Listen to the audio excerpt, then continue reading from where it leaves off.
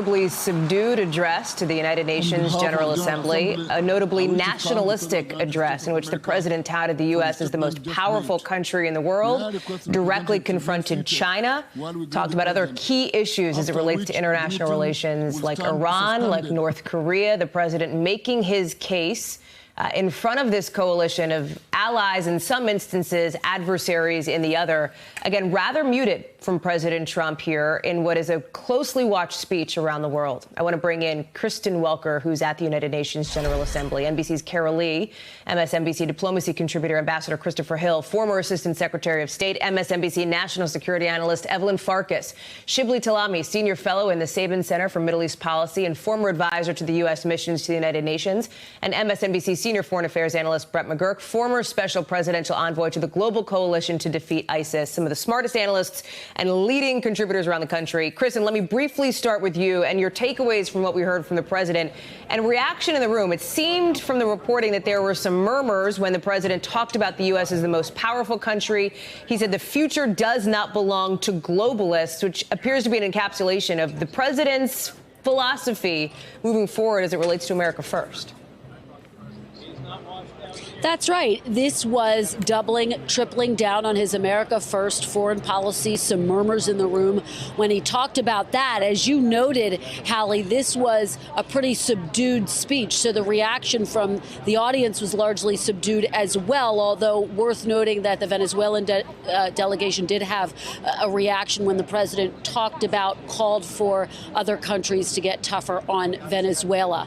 Among the top lines for me, certainly his comments on Iran, President Trump reiterating that the United States will not lift sanctions as long as Iran continues its malign behavior. The president accusing Iran of continuing to engage in wars, as well as continuing to essentially foment anti-Semitism. He said the United States is not going to tolerate it. Not altogether surprising. He talked about the fact that the U.S. just imposed new sanctions against Iran, but Hallie also said he was open to friendship, so really leaving the door open to diplomacy. Let me toss it back to you. Kristen Welker, thank you. Carol Lee, it is, I think, fair to call this speech a languid one from President Trump, even as he delivered warnings very directly to some of the people that he wanted to deliver warnings to, including, by the way, migrants looking to cross the border. The president extremely directly telling them, do not come to the U.S. Yeah, he was really aggressive about that. And if you look at the speech overall, he was very aggressive on the three things that are sort of most front and center for him in terms of his campaign, setting aside the Ukraine controversy: Iran, China and trade, and the migrant crisis. And no surprise that trade was his first point out of the gate here. And a direct confrontation with China sitting in the room. He spent a lot of time on China. He spent a lot of time on Iran. He spent a lot of time on the border. And on China, he not only went after them on trade, but also on Hong Kong, which we haven't heard the president speak a ton about. And he basically said, he said, quote, he will say a great deal. How they respond will say a great deal about how China's role is in the world in the future. And he specifically called out President Xi. On in Iran, language we haven't heard from him before. Yeah, and on Iran, he talked a lot about what Iran has been doing and that they'll keep the sanctions on, but he offered no sense of how he's going to respond to the strike on Saudi Arabia's oil facility. So that's still a big open question. Evelyn Farkas, you made the point broadly that this felt to you more like a State of the Union speech, frankly, than a UN General Assembly, given how nationalistic President Trump seemed here. Right. Hallie, you've been reading my tweets. Yes, it sounded to me like a State of the Union address, which was completely inappropriate for this audience. Not the first time the president's done this, but that plus the America First, and he confused so many things. He doesn't know what a state is versus a nation. He says if you love your nation, you'll have peace. Actually, it's if you love your state, because nations can be ethnically divided, religiously defined. It's very different from what America is. So the message, I think, was really negative.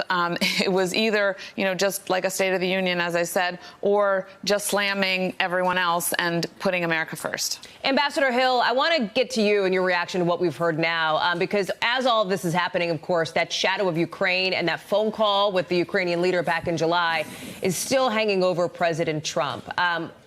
Did he do a good enough job working to sort of change the subject here? Do you think his focus on issues like Iran is going to be effective with the allies that he wants to build a coalition with in the room? No, I don't think he changed the dialogue at all. And frankly, the whole speech, and I like your use of the word languid. That's about how I would describe it.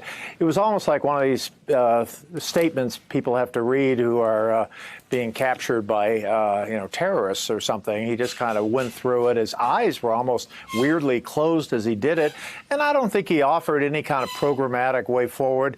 The litany against China included a lot of insults against China. That was not nice to see. And frankly, he seemed to equate Middle East terrorism with Iran. And frankly, as we know about Sunni terrorism, it's a far more complex issue than that. And then he went through a bunch of issues, some of which seemed to be, efforts by Ivanka to put stuff in the speech. So, first of all, I'm not even sure he read it before he read it before he actually delivered it.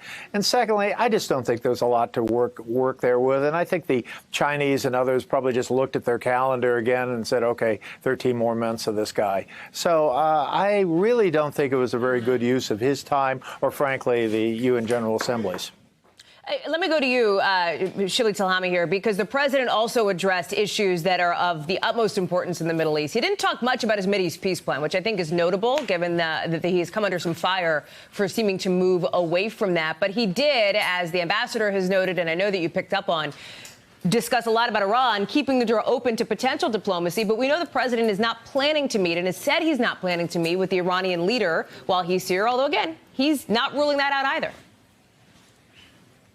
I think obviously he's given the speech at the UN, but it's really intended for the American people. That's the only way to read it. All the themes are really his campaign themes: the anti-globalism, the anti-socialism, the anti-bureaucracy, the anti-media, the anti-academics. But even on Iran, it's really an American audience because he has put himself on a slippery slope toward a war he doesn't want.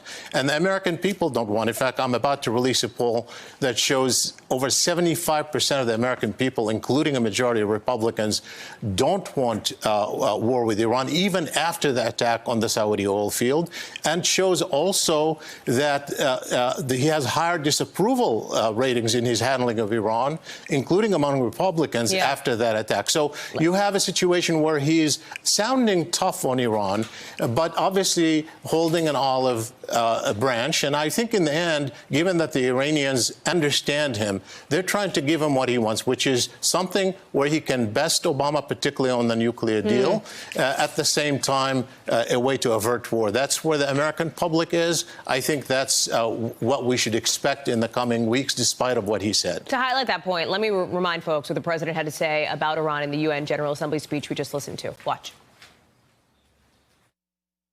In response to Iran's recent attack on Saudi Arabian oil facilities, we just imposed the highest level of sanctions on Iran's central bank and sovereign wealth fund. As long as Iran's menacing behavior continues, sanctions will not be lifted. Brett McGurk, let me go to you on this. This is a region you know well, in particular the fight against terror in places like Afghanistan. The president addressed, as we expected, what he describes as his work with a coalition of Afghan partners here. But clearly, this is an issue that the president has had trouble getting his arms around so far in his presidency, not helped by those talks at Camp David that he had set up with the Taliban that were ultimately scrapped. You know, Hallie, look, if I grade the president on a curve here, the speech was fine. I was at the last two UN General Assemblies. The first speech, he talked about a rocket man on a suicide mission, and we might have to totally destroy North Korea. Last year, he got laughed at by the chamber when he tried to say he was the most successful president. So this kind of had all the standard fare. So this is the bar that the president doesn't get laughed at the General Assembly? Well, I think it is a pretty low bar. I mean, even this paradigm between globalism and patriotism is something he's used before. And I just have to tell you as a diplomat how that sounds to other countries. That's how Xi Jinping speaks about China. That's how Putin speaks about Russia. And little smaller countries ask us as diplomats, what is Trump talking about? Do we really want to unleash the forces of nationalism around the world, given where that can lead? But the truth is that our foreign policy is a bit of a mess. We have all these grand objectives with no real coherence about how we're going to achieve them. But Iran really is key, because I agree that we are on a trajectory for a conflict with Iran. I don't think Trump understands this. He thinks Iran is like North Korea. We can threaten them and they'll come back to the table. And that is not the course that he is on right now. He's in a real corner. Thank you for checking out our YouTube channel. Why don't you subscribe? It's really easy. Just click on that button down there. And for more news from MSNBC, click on any of these videos here for the latest interviews and highlights. You can get more videos from MSNBC with our newsletters. Head over to msnbc.com/newsletters to sign up.